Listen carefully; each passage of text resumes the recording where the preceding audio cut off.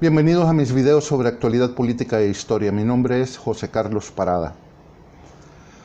A diferencia de como solemos imaginarlo, la civilización es un estado de los grupos humanos sumamente frágil y expuesto a miles de peligros y riesgos. De hecho, la civilización no ha tenido un crecimiento ascendente e ininterrumpido como se lo imaginaba el filósofo Kant, sino que ha enfrentado a lo largo de la historia innumerables altibajos y ha enfrentado muchas crisis, algunas de ellas terminales. Estudiaremos en este video cómo la Edad del Bronce dio fin en medio de un cataclismo que aniquiló prácticamente la cultura universal, provocando que la humanidad comenzara de nuevo desde cero.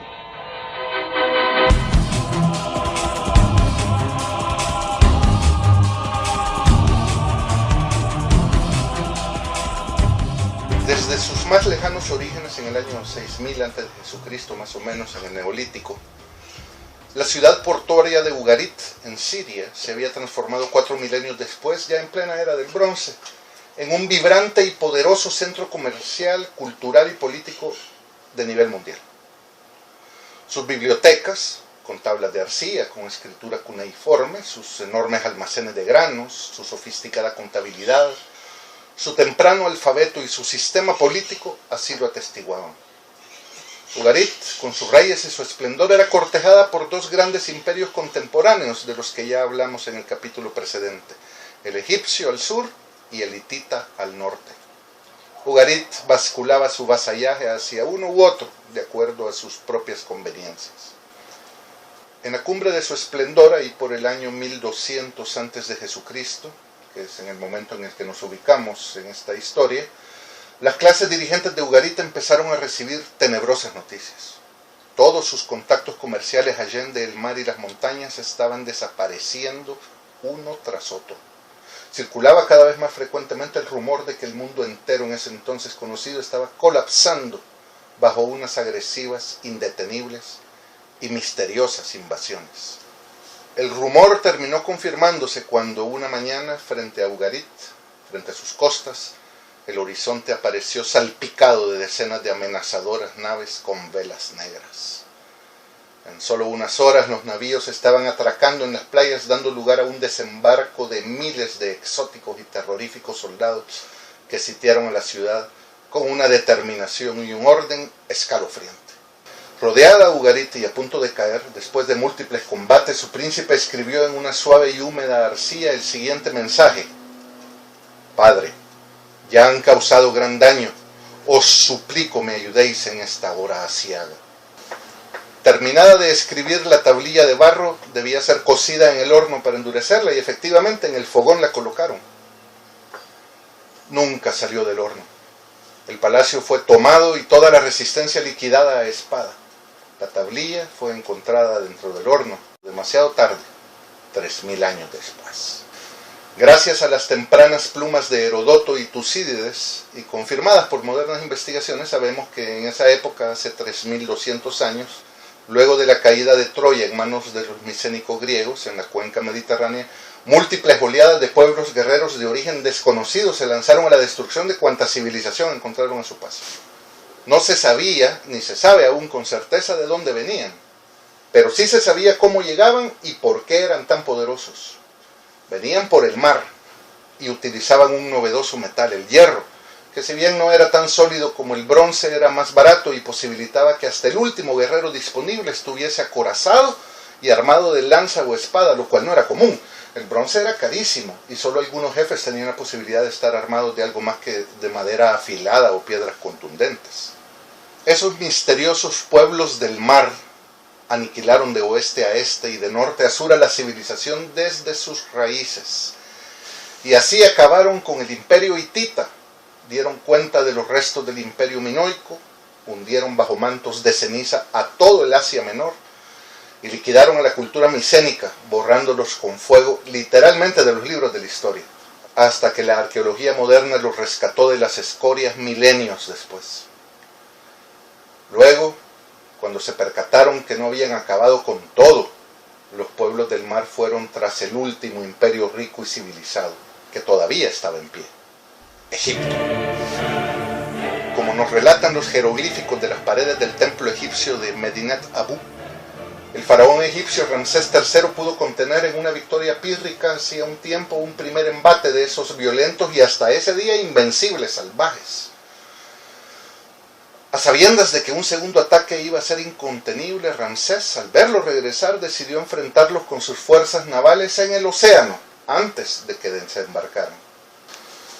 Los pueblos del mar no constituían una unidad política, más bien eran gigantescas jaurías marginales heterogéneas que solo coyunturalmente se unían con sus espadas de hierro para atacar, saquear y destruir. Cuando el humo se disipaba, cada quien jalaba por su lado. El caos antiimperialista no va de la mano con la cultura. El vacío de poder equivale al caos deletéreo. El antiimperialismo per se equivale al retroceso cultural. El faraón lo tenía claro. O defendía con uñas y dientes a su imperio, o la civilización, la ciencia y la cultura colapsarían. Los pueblos del mar no eran una opción. Con su furia y sus abundantísimas armas de hierro, los broncos pueblos del mar eran casi imbatibles en tierra, pero de guerra marítima no sabían nada. Las naves solo las ocupaban para el transporte, a modo de grandes enjambres de hambrientas y destructoras langostas. De esta forma, Ramsés había escogido muy bien el campo de batalla, pues los egipcios eran muy experimentados en los ríos, en la navegación en los ríos y en el mar. Y es que lo que pasaba era que Ramsés había visto cómo el poderoso imperio hitita, que militarmente se la veía de tú a tú con los egipcios, había sido reducido a cenizas en solo 1 o 2 años, por esas incultas hordas que ahora se lanzaban al cuello del imperio de las pirámides. Previamente había ordenado un repliegue estratégico de enormes proporciones y la movilización general de todos sus súbditos. Y entonces, en la desembocadura del Nilo tuvo lugar en el año 1168 antes del nacimiento de Jesucristo, una desesperada y sangrienta batalla por la civilización y la cultura, contra la fuerza bruta e ignorante y la bestialidad voraz. Nunca antes los valores en juego en una batalla humana habían estado tan claros y definidos. Los egipcios sabían que se estaban jugándoselo todo, y con una última resolución de subsistir y de defender su modo de vida, enfrentaron con todo a los invasores, que ya podían atisbarse desde la costa. Podemos fácilmente imaginarnos la batalla si evocamos esas realistas escenas del desembarco de Normandía de la película Saving Private Ryan. El enemigo de pronto se vio acosado por los barcos de guerra egipcios que maniobraban cual desesperados, acorralados, hambrientos y furiosos perros de presa. Tormentas de flechas debían caer sobre los invasores mientras estos buscaban como salvación tirarse al agua, donde eran rematados. Numerosas tropas de los pueblos del mar, sin embargo, lograron tocar tierra, en donde la mejor infantería de Ramsés las enfrentaban con una superioridad numérica aplastante. Había incluso ancianos, mujeres y niños combatiendo. Situación en la cual sus numerosas espadas férreas solo lograron conseguir casi un embarazoso empate militar. Con pérdidas, muertes, costos altísimos, la batalla marítima se ganó. Y en tierra, igualmente, el exhausto faraón, apenas victorioso, tuvo que negociar con los pueblos del mar. En todo caso, el peligro había sido conjurado. Así, cansado, empobrecido, diezmado, mortalmente herido y a duras penas, el imperio egipcio fue el único gran sobreviviente a esas hordas de bárbaros. No recuperaría, no obstante, su antiguo esplendor y hallaría desde ese momento su ineluctable camino a la decadencia. Entraron en una pendiente decadente de la que nunca se recuperaron. Otros 3 pueblos sobrevivieron con su cultura a esa hecatombe. Los asirios, que llegarían después a conquistar por un breve lapso el mundo conocido. Asiria, otro imperio poderoso, a duras penas subsistió el embate de los salvajes, gracias a unas inmensas ganas de resistir, demostradas con una inaudita ferocidad y crueldad guerrera, que solo fue reeditada por las hordas revolucionarias 3000 años después. También sobrevivieron los griegos atenienses gracias a la huida de la descendencia de Neleo desde Pilos y que se protegieron tras sus murallas.